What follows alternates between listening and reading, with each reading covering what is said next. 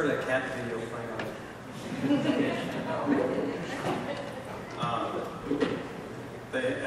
Does anybody know about Grumpy Cat? I love Grumpy Cat. Grumpy Cat was just in Austin, which is near me, in Houston. So, and the hit S30X was Grumpy Cat. And I felt bad for poor Grumpy Cat, because I saw the YouTube video and the CNN thing and all that. And he just wanted to, chill and nap and everything. And everybody was, getting the picture next to him and making a little Grumpy Cat face. So, very cool. I wish I had Grumpy Cat right here. Okay, so Spotlight panel, we can actually, this really is just for us. I mean, we can talk about anything we want. And typically what I do is I will just spend a few minutes and I'll just kind of catch you up with what I've been doing over the off season, as we say in racing. I'm a race fan. I catch you up with what I'm working on now and what I have planned, and then you ask me questions not at all related to any of that. Some people that have been to more than one of my panels learn that I'm easily encouraged to label myself in the world, and so I'm very opinionated once I get talking. And so if you would like to see me put my foot in my mouth, you can ask anything you want. I tend to be way too honest, so I'm not very good with being diplomatic. Okay, so, well, I guess maybe, is everybody in here reading Rachel Rising? Yeah. Yay, thank you. I counted 4 people. So I'm doing Rachel Rising because I love old horror movies, and I wanted to, swim in that pool for a little while. I feel like I'm having a lot of fun with it, and I'm trying not to get too modern day dark, we're all gonna die. I'm trying to keep more of a cross between Universal and Hammer film feel to it, I always like to have somebody in the story being upbeat, no matter what's going on. So I'm trying to do a horror story that way as well. And I'm having a good time with it. Although, I am a guy, so I do like the creepy, gross things, and I like to put them in their tissue. And I've had a lot of kick out of this series, having guys come up to me. No girl has ever come up and said, "You gross me out too much." But guys come up to me all the time, especially with the latest issue involving rats. So I get a kick out of that. It's a lot of fun. It's a long way from the days of Strangers in Paradise, where I was known for doing a chick pick, and guys couldn't talk to me at all because it was not good for their street cred. So actually, when I finished Strangers in Paradise, I wanted to do something for a broader audience, and that's why I came up with Echo and the sci-fi stuff, and now Rachel with horror stuff. In terms of how long will Rachel go, I'm thinking 24 issues, because that would be 4 trades. And that would be a one nice tight story featured around Lilith and the problem at hand right now. And I think I can wrap it up by 24. And then after that, I'm going to start, my plan is to start a 4th series. And this one would be the series that I was, for several years, talking with Karen Berger and Shelley Bond at Vertigo. And it was going to be a Vertigo series, but they loved it, and very supportive, but it didn't work out when I went down the hall to the business office. So I brought it home, and I'm just going to do it myself, and it'll be the next thing I do. Because it's all worked out and fleshed out and ready to go. And that's actually was the exact same thing that happened to Molly and Pooh. Molly and Pooh was a Vertigo short story that never made it. And I think the reason why it doesn't make it is not their fault, it's my fault. It's because I'm a self-publisher, and I think I should not have to split anything with anybody.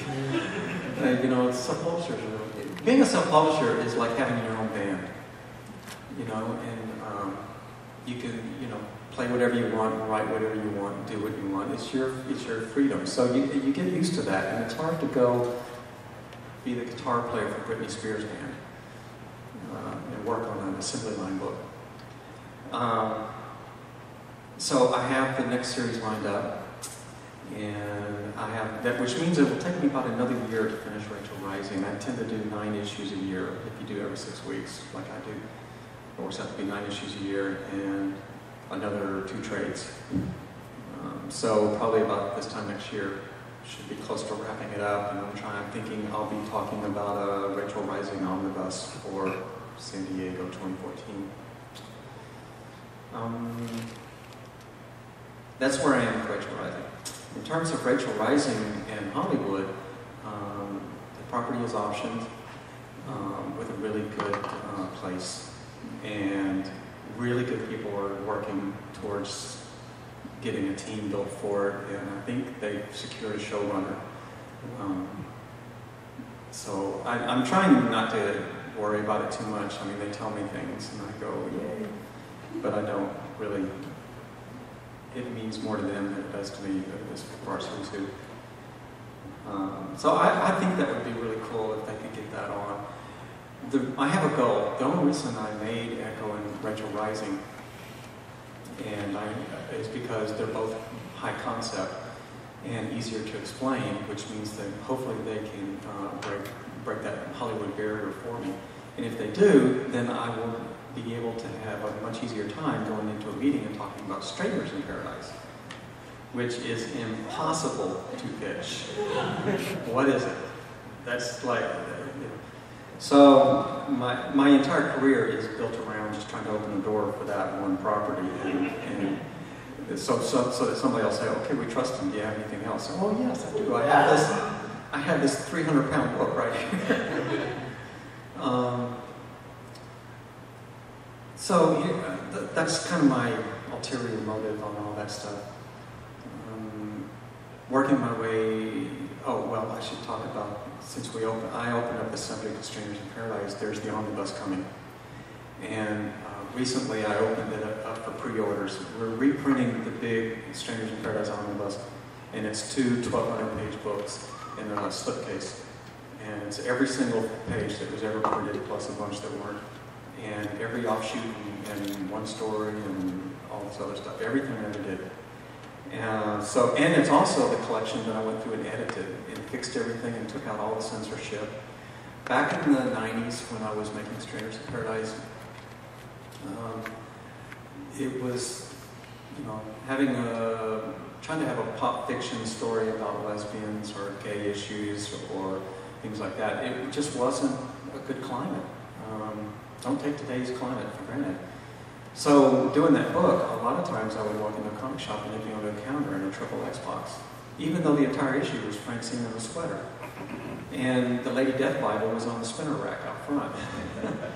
And so that, in a way, I got just a little taste of the prejudice and the difficulty of being able to show your face in public and trying to operate in America. So when I can publish the entire thing in entirety in an omnibus, I've gone in there and taken out a lot of censorship that was in there before, trying to keep it on above the counter. And by censorship, I just mean language and nudity and things like that. There was a lot more of it than actually got printed.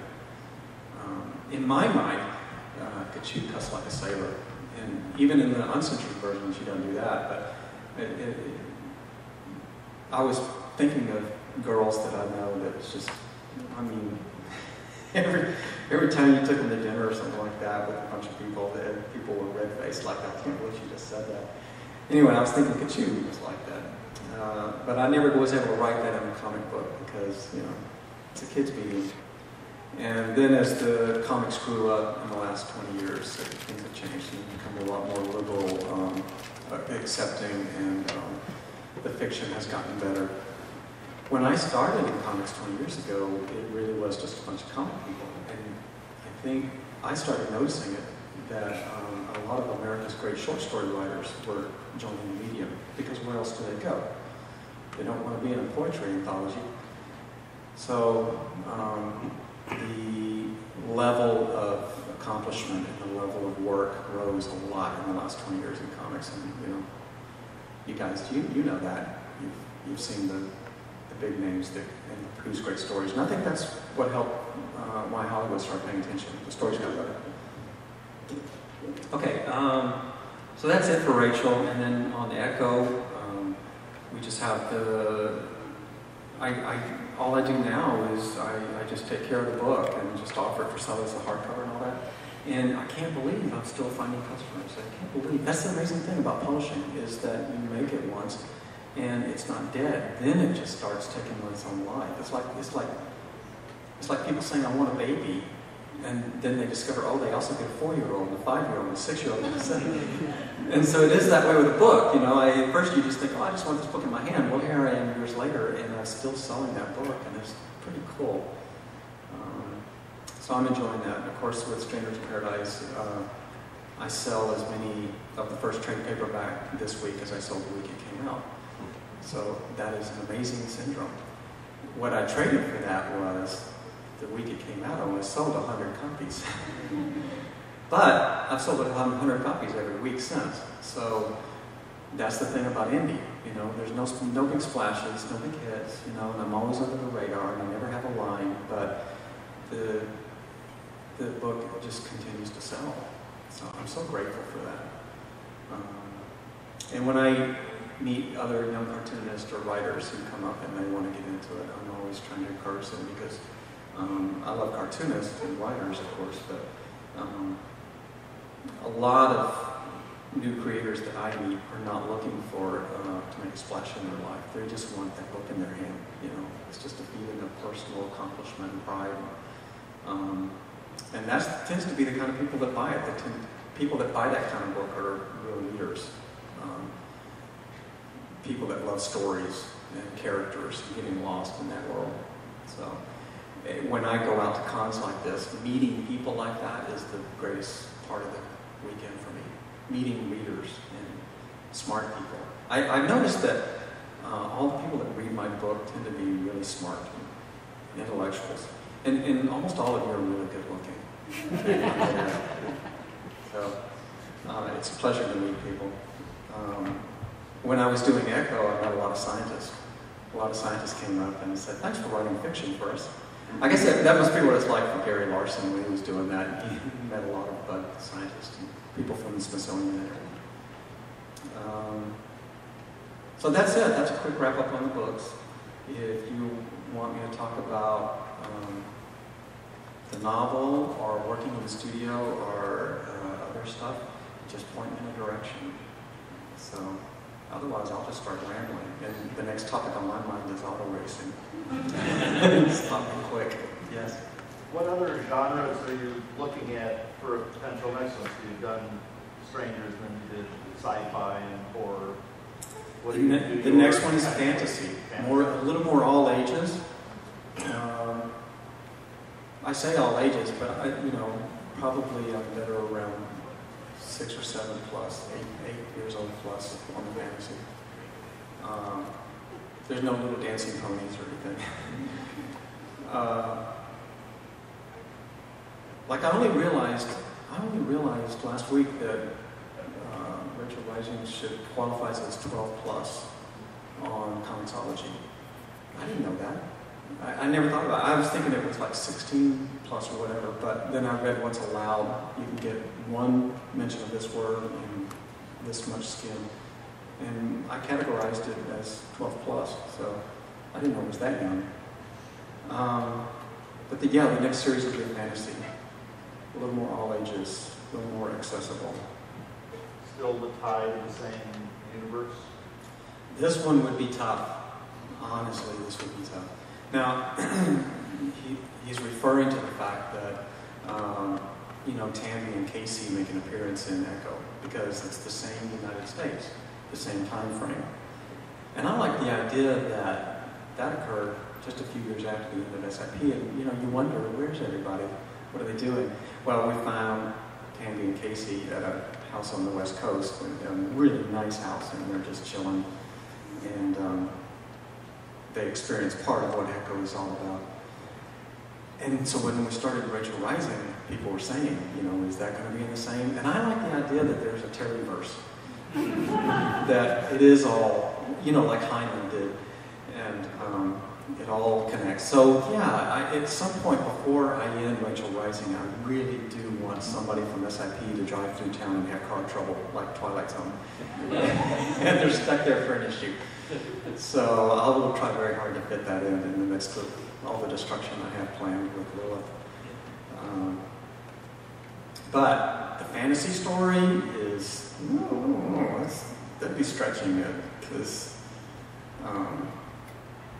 you know, what I do in order to make my stories, what I do is I take some unrelated stuff and I put it together for one weird dinner dish, a hybrid. And for the fantasy, I really pull from Cleopatra's history to come up with the background of this character. But then it immediately goes into something that could easily be DreamWorks. So it's an odd mix, and I don't know if I can put that in Kachu's lap or not. I like the idea of staying consistent with that, but I've just never been able to handle consistency. I'm not very... My continuity is weird. Yeah? Well, you said Echo and Strangers in Paradise take place in the same USA. What if the fantasy is in Europe or something? Well, that's a good, yeah. Our own affairs? I could do that. Yeah, they are. But don't say that to them. It really pisses them off. Yeah. Actually, some of the toughest guys I've ever known have been from England. If you get a type A guy from England who's a drinker, don't mess with him. It can be really tough. England gave us James Bond, for crying out loud. What more do you have to know? But they did also give us Peter Pan, so. And somewhere in between the Beatles and Mick Jagger. Yeah, anyway, that's a conundrum. I probably, if we worked on it at like a group think at Amazon or Microsoft, we could figure this out. But I don't know if you want to use your time that way. We could start with a memo. You know, it is amazing to me, the people that are in this room right now, for instance, if you read Echo and understood it, and if you finished all of this, well, chances are, I wasn't kidding. I mean, my readers tend to have high IQs. And there's been a lot of times where I wish that I could use your minds, and instead of using this panel to talk about a $17 book, to present a problem or something like that and try to do a quick chalkboard solution. I always wondered why people didn't do that with Twitter. You have some of the greatest minds in the world all interconnected and just, you know, do that. And that's when they first started the internet, that's what they thought they were going to do. And with it, by week 2, it was full of Demi Moore pictures, so. Because look, she didn't have any clothes on. Yes? What's your writing process like? Do you outline or do you draw first? Or? You know, over the years, I've tried it all. What I do now is a little bit of everything, and I do it customized to the moment of the scene or my biorhythms. What happened all too often was I would write a script, and when I would write on Final Draft, and it looks like a 30-minute TV show. Exact same thing, same length, everything. But when I sat down to draw it, I would be on page 1, and I'd come up with a better idea, and the whole script is now no good. And so I wasted days on that script, like 3 days, writing that script. And now I am back to just cartooning. And the definition of a cartoonist, I always heard, was it's an artist who thinks. So I'm drawing and thinking at the same time. And as I think they're going to say one thing, but the way the drawing turns out, it'd be cuter if they modify it and she says a slightly different thing. Well, then that means that the retort is different. And then that will open up the door to another issue at hand. And next thing you know, I've snowballed away from the first topic, but I like it because, you know, it's like improv. It's comedy improv. And if I gave you a basic setup, a 3-point setup, and then you end up over here with 7 points and the audience is roaring, there you go. And cartooning is exactly like that. You get into your own world, and as you draw, it's like staring, it's like freezing the frame on a movie and looking at it for about 15 minutes, thinking about what they're saying, and then you freeze to the next cut. And then you think about that for 15 minutes. That's what it's like to draw a panel. Spend 15 minutes on it, thinking about 2 exchanges real quick. So I spend all day, 8 hours a day, working on one page, which is the equivalent of less than a minute of screen time, and all day to stroke the dialogue. And by the time I get to the bottom of the page, to the end of that little clip of scene, I may have, who knows where I ended up with it. So, having done that again and again since I was 13, what I do now is I tend to trust myself that that will happen. And I will just outline a scene. And what I'm going for is an emotional beat. And I'll think, okay, well, in this scene, this is the page where she says something, she crosses the line, and I know that I'm going to get that teary look. So I have to set it up so that that works. And I think about the dialogue, but if it's a character I know and love, like Kachu, all I have to do is turn her on, and then it just happens. She just says the wrong thing, and she says it her Kachu way, and it's like channeling. It's just there when I need it. It's weird. If it's a character I've never seen before, like saying I'm going to introduce a mail carrier who stops on the porch to talk, and I'm drawing the mail carrier, and I'm thinking, okay, is he married or single? Is he good or bad? Is he nice or what? And I profile this guy when I'm drawing. I do, it's very politically incorrect to be a cartoonist. You tend to, you're profiling everybody all the time, and because a lot of times in a cartoon you only have a moment to make the impression. Like if I walk into a room and you don't know me, you guys assess me right off the bat. This middle-aged bald guy, wearing jeans, blah blah blah, doesn't work out, blah blah blah. I mean, you're just making this mental list, and then it's up to me to open my mouth and either validate or invalidate, cause you to reassess. You have to think about that when you're cartooning. I give you this mental guide, this mental image, and then you're thinking, do I like him or not? And then it depends on what comes out of his mouth. And I've discovered as a storyteller that there really is no sequence of events that I can give you that will surprise you. You've seen every movie I've seen, you've read every book I've read. There's only so many things we can do. But I can always surprise you with what comes out of a character's mouth. So if a very typical scene, 2 people are about to bungee jump. Nothing surprising. We can both predict every outcome. And but I can't surprise you with what the girl says. So that's what you have to. That's your ammo as a writer, as to what people do in familiar situations.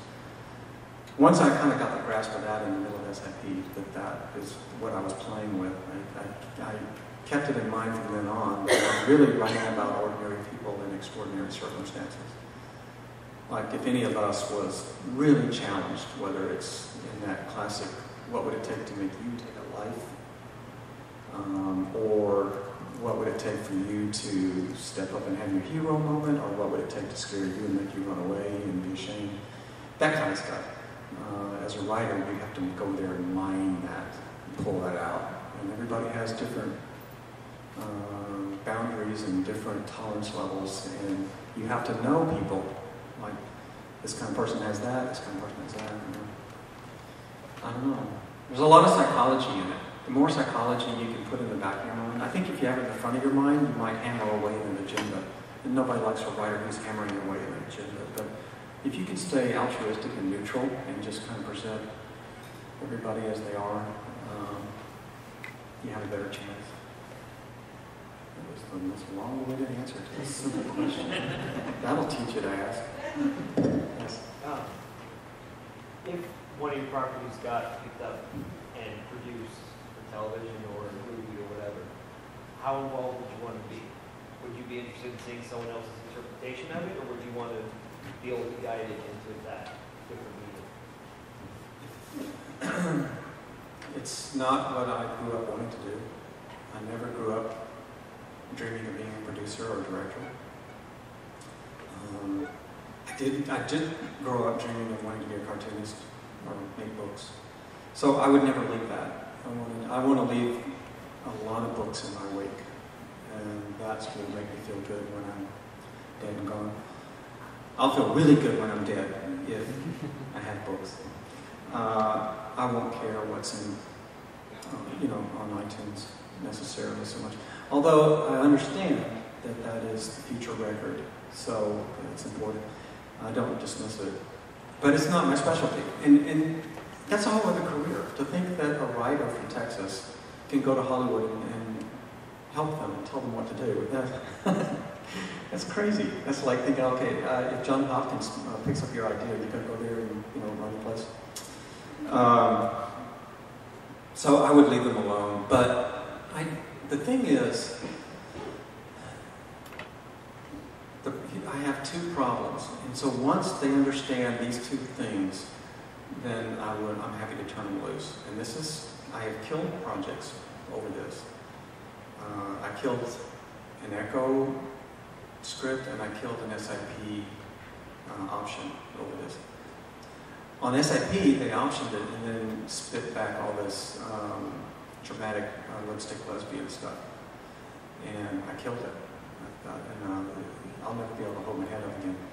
And then on Echo, they optioned it and then got somebody else to do a script, and it came back and they turned it into a Joseph Campbell hero journey.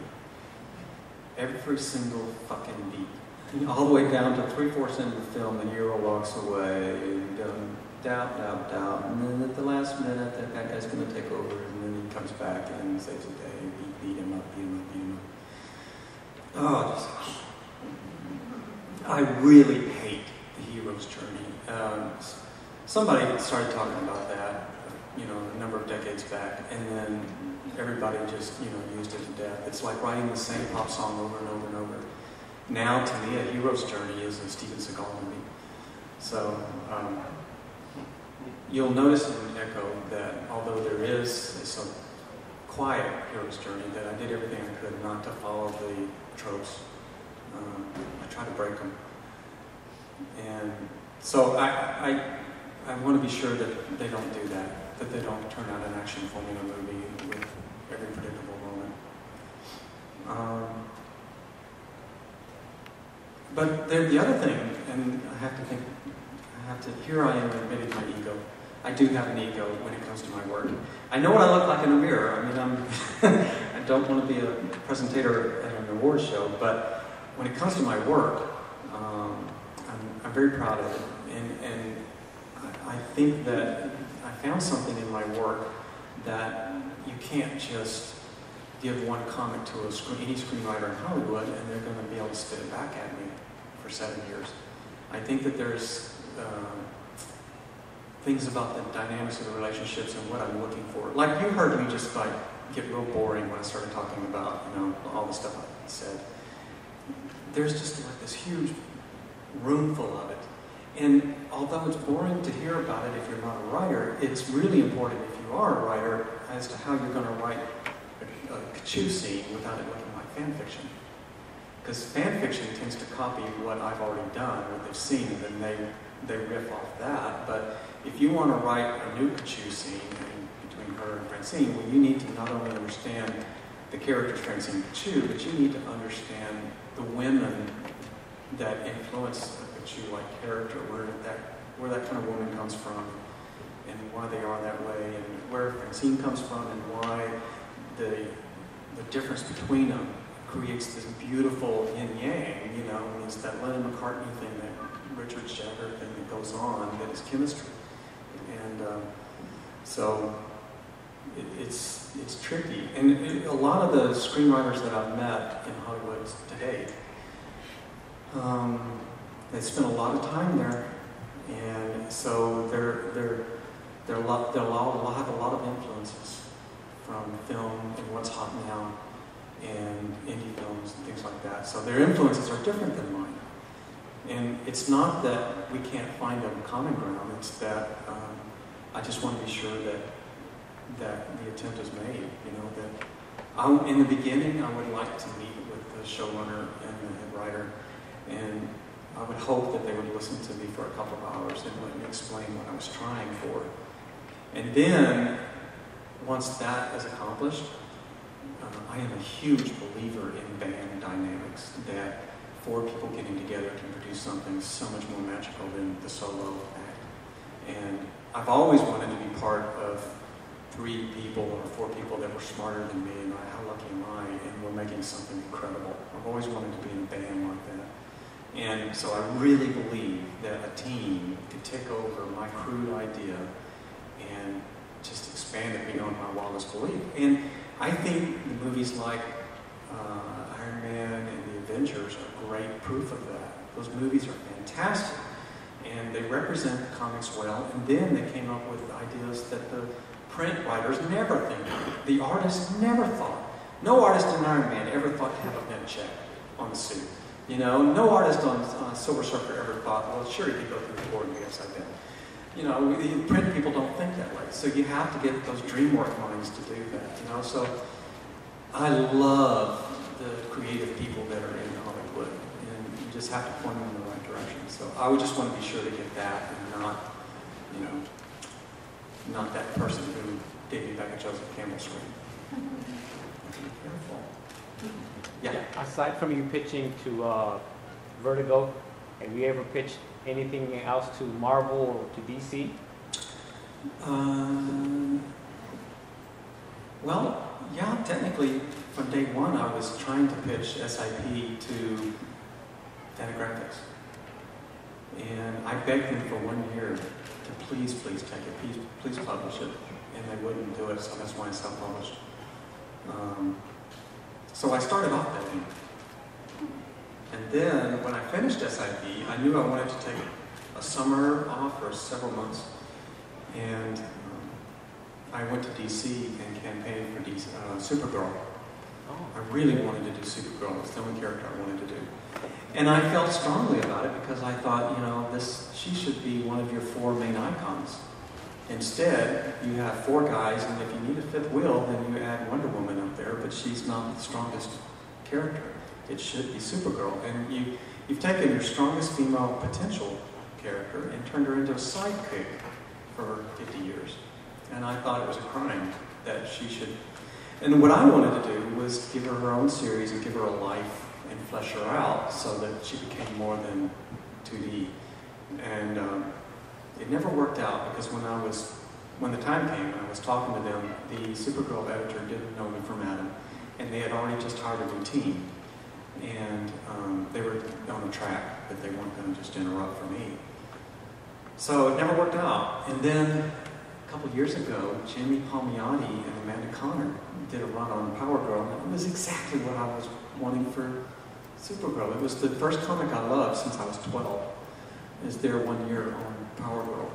So if you go look it up, the Jimmy Palmiotti and Amanda Connor Power Girl, that's what I wanted to do with Supergirl. But the other stuff that I did, like, you know, when I did Runaways and Spider-Man Loves Mary Jane, that was when I was finishing, I guess it was SIP as well. So after DC would talk to me, so I spent like 2 months campaigning for Supergirl at cons and going over and talking to them and chatting them up. You look cute. That didn't work. So I gave up, and then I just made one phone call to Jimmy Palmiotti, Joe Quesada, and I said, I have free time for a few months. Is there something I could work on? And he said, let me call you right back. And he called back an hour later, and he said, how about Runaways and Spider-Man Loves Mary Jane? Both those books are going to have openings like next month. And I said, yeah, I'll take them both. And it was that easy. It was just amazing. God bless Joe Quesada. So I did those, but it took so long to set them up and get ramped up and get going. I thought I was going to do them in between my series, and it turned out that they were kicking in just as I was starting Echo. So I ended up doing 3 series at the same time, and it was just nuts. And that's why when I got to the end of each one, I let it go. I just couldn't do all 3 at the same time. I loved working on Spider-Man Loves Mary Jane because it was the original Spider-Man cast with Gwen Stacy, and that's the one that I grew up loving. And those were back in the innocent days when Spider-Man, he just was happy about climbing on his own ceiling or climbing up a building. And, you know, it was neat. I liked it. So I'm glad I got to finally do that. It was kind of like closure for me to finally get to work on some Spider-Man. Is that yes? I was just wondering, you were like in your 20s when you started writing experience and experience, right? No, I started when I was 36. It was my midlife crisis. If I had written Strangers in Paradise in my 20s, it would have all been about conquest. It's like a lot of speeches were especially ones written by men. It frustrates me to watch them because the female characters don't act like actual women. Did you have like a special way of like figuring out how to make this large female cast like actually behave? Did you like talk to women in your life, or did you do any research, or was it just something that you just knew? Doesn't it sound fun that your mission would be to research women? Because one of the things, like, don't take this wrong, but when I was reading Strangers in Paradise, I thought it was written by a woman. I was actually surprised that you were a guy, because I think it was just written so well that it didn't occur to me that a guy could have written it. That's a real compliment, but the downside is that for the first 2 years I went out to cons, everybody I met was disappointed. It was awful. They kept wanting to meet my wife, and then she'd say, no, it's this bald-headed turkey over here. And they'd be, oh. And you can't believe how many lesbians I met that came up to the booth and were planning on taking me to lunch or something. If I was a lesbian, I would be a much bigger writing career. I guarantee you.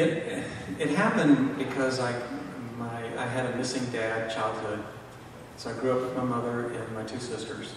And then I moved right out of my house into my marriage. And I've been married since, I was 12. We've been married forever.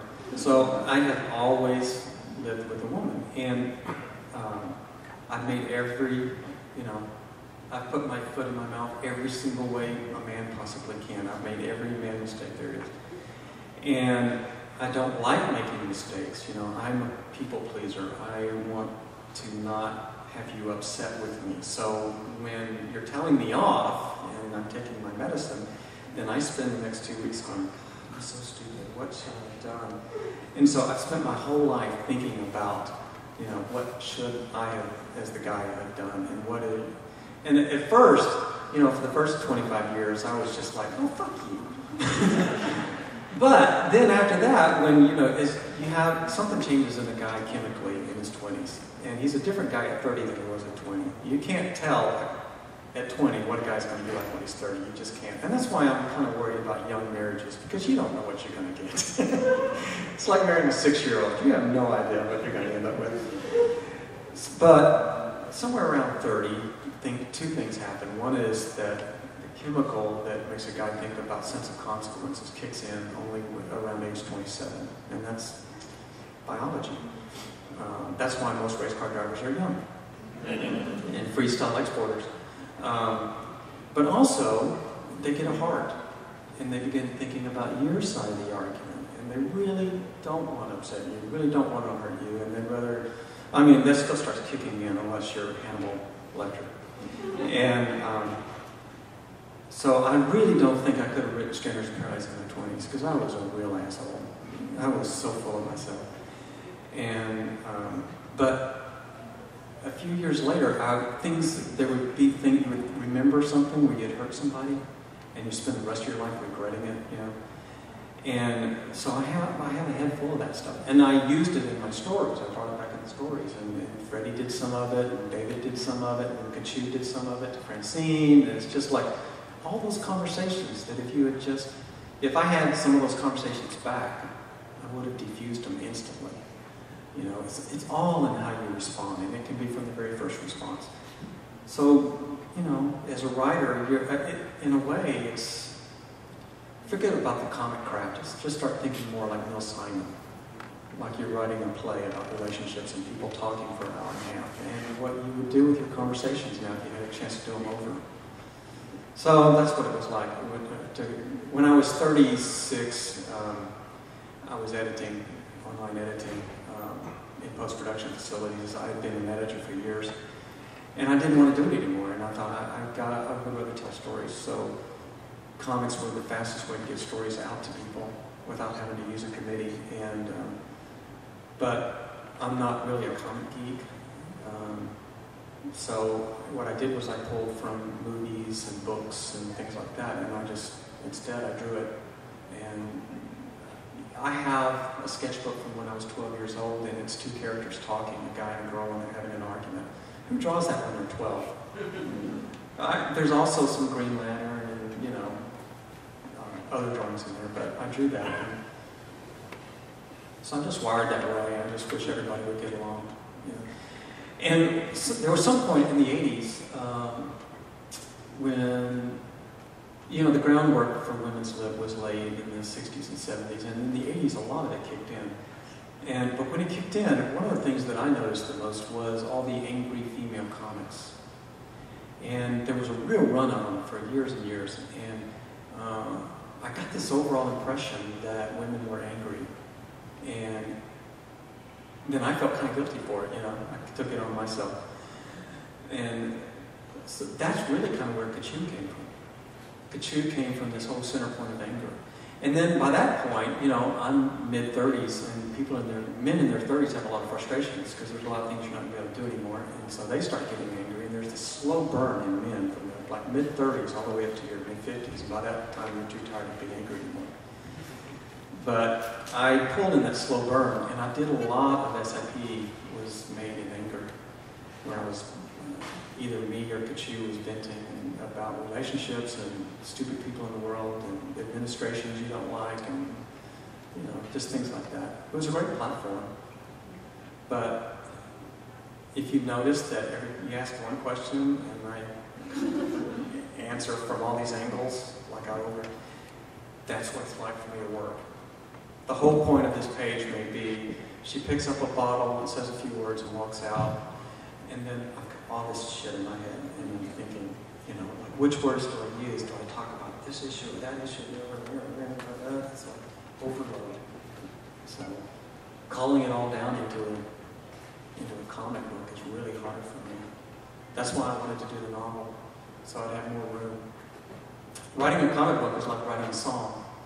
I have this much space, so every word has to count, and I'm truncating and editing all the time, and everything has to be powerful. I can't have any wasted words. And you do that in songcraft. You don't want any wasted words. And I felt like, and then you see a novel, like The Corrections or something. And yeah, those are beautiful sentences.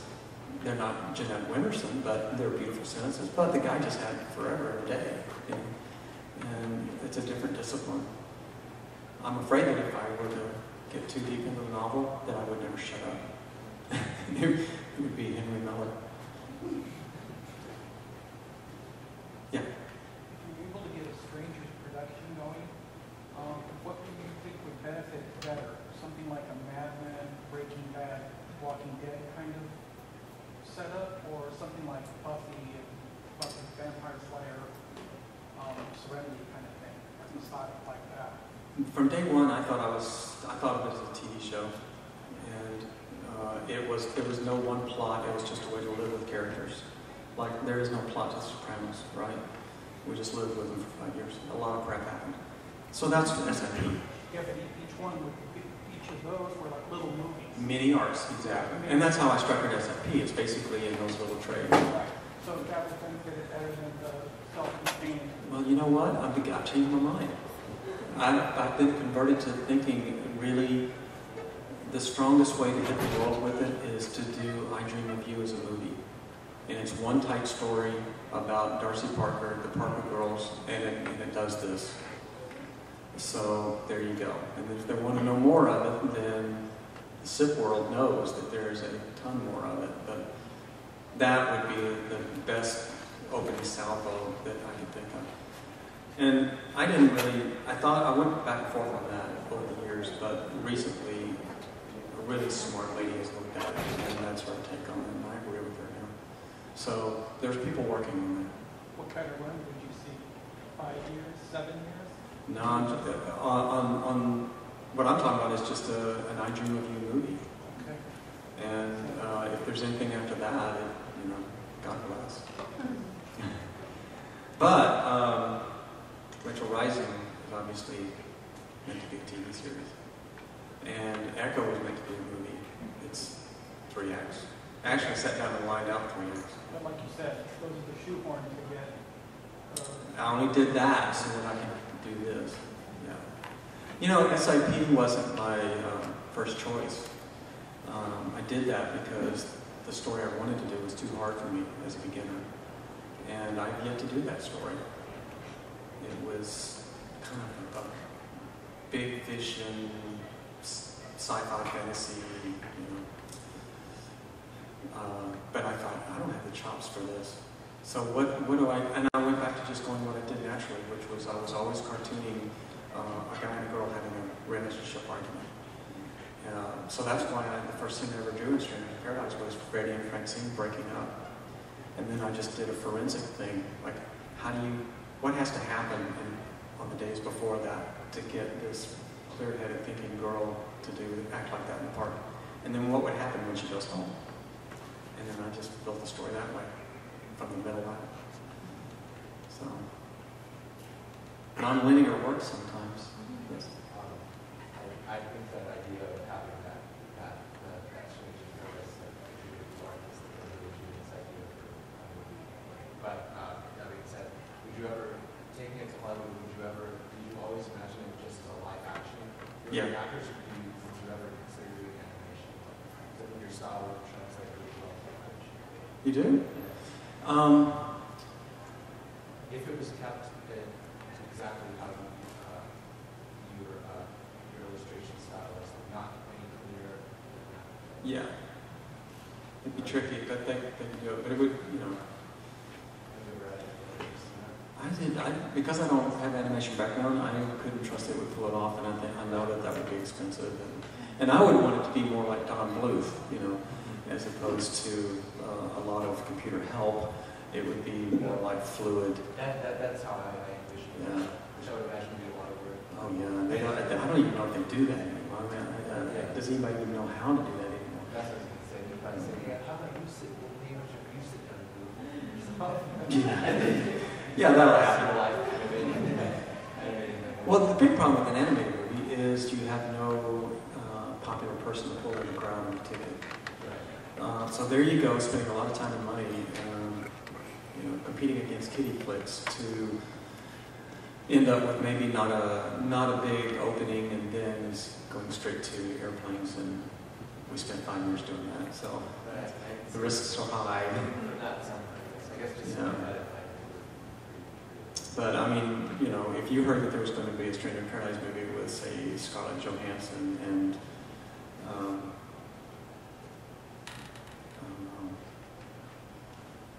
I'd be pretty excited. you're kind of But it still wouldn't be as good to me in my head as the you have. I would love to see the movie you're seeing. I would rent that. We have time for one more question. Yes. You mentioned you were an online editor working on a television series. Can you explain what your background training was? Actually, basically, I'm an out-of-work guitarist.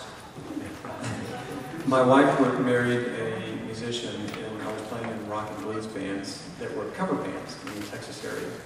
And when we had our first baby, we'd known each other since teenagers. And then in our mid-20s, we had a child, and you know, my meager income wasn't cutting it, and I had not found an original band, so I thought, okay, this is not going to work for my kids. So I started working in audio studios, and that got me into a video studio. And I started off as an audio engineer because I knew the studios, and then it also happened to have video editing. So I started off on, this was like a long time ago, and they had, you know, tape machines, 1-inch and all that. Yeah, I started off on CMX, and you must be an editor, and Ampeg systems and stuff like that. And then I was around, I'd already actually been an online main editor for a few years when the Avid beta stuff came on, you know, and buying 1 gig of memory cost you $1,000, and you know. And then, but I was all commercial accounts. I was always in Texas, and because I did, that's where families were. So I was editing, but we had good accounts. We had McCann Erickson and you know, all the big agencies were there, so I was doing like McDonald's and Ford Motor Company yearly campaigns and things like that. So there was a lot of pressure, and it's a young man's game. There's a lot of stress, and it's an 80-hour-a-week job. I mean, it's not 9 to 5. And I got to the point where I either needed to get out or start directing because you burn out. And by that point, I thought working by committee is just not for me because and that's when I discovered comics. And I was very motivated. So I was like mid-30s, and I thought, this has got to work because there was my last talent. I don't have anything else I can do. If this one bombs, I'm going to be back in groceries. So that was my background. And the music and the editing, if I hadn't done them, I wouldn't be able to make the comics I'm making. I'm so glad that I did. Because editing is staring at a pound of frames and picking them out, the same thing. Thanks, guys, so much for being here. I really appreciate it.